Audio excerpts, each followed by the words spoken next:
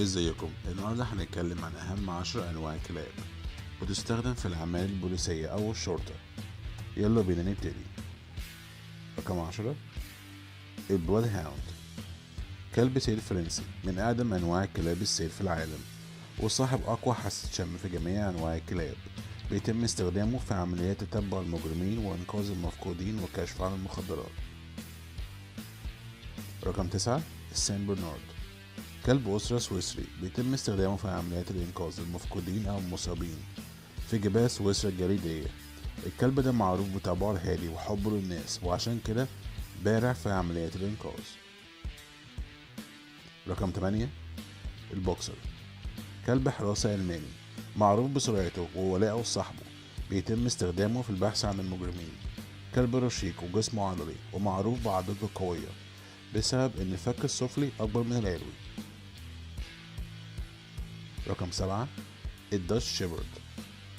كلب راعي هولندي بيتميز بذكائه وسرعته وشراسته. بيتم استخدامه في مطارد المجرمين وحراسة السجون. كلب شجاع جدا ووافق جدا لصاحبه. رقم 6، البيجل.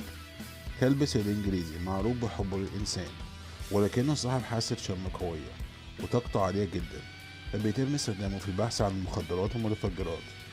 البيجل كمان بيتميز إنه بيشتغل في جماعة مع كلاب تانية. رقم 5، البوينتر الألماني. كلب صيد ألماني بيتميز بسرعته وطاقته العالية وحبه للشغل. حاسة الشم قوية جدا، ولذلك بيتم استخدامه في أعمال البحث عن المتفجرات والمخدرات. رقم 4، اللابرادور ريتريفر. كلب أسرة وصيد كندي من أذكى أنواع الكلاب في العالم، متعدد الاستخدامات.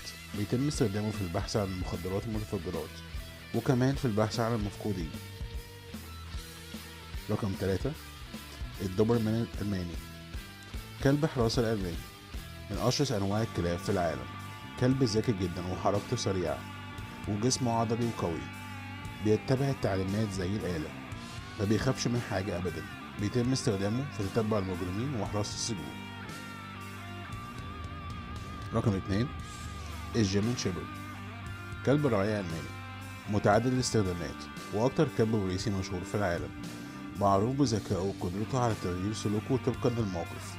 بيتم استخدامه في أعمال البحث عن المخدرات والمفقودين، وكمان أعمال الحراسة.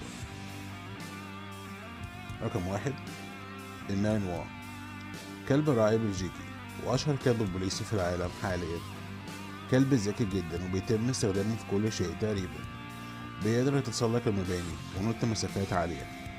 بيستخدم في أعمال الحراسة والتتبع وكمان في الجيش. شكرا للمشاهدة. لو عجبكم الفيديو متنسوش تعملوا لايك وسبسكرايب. سلام.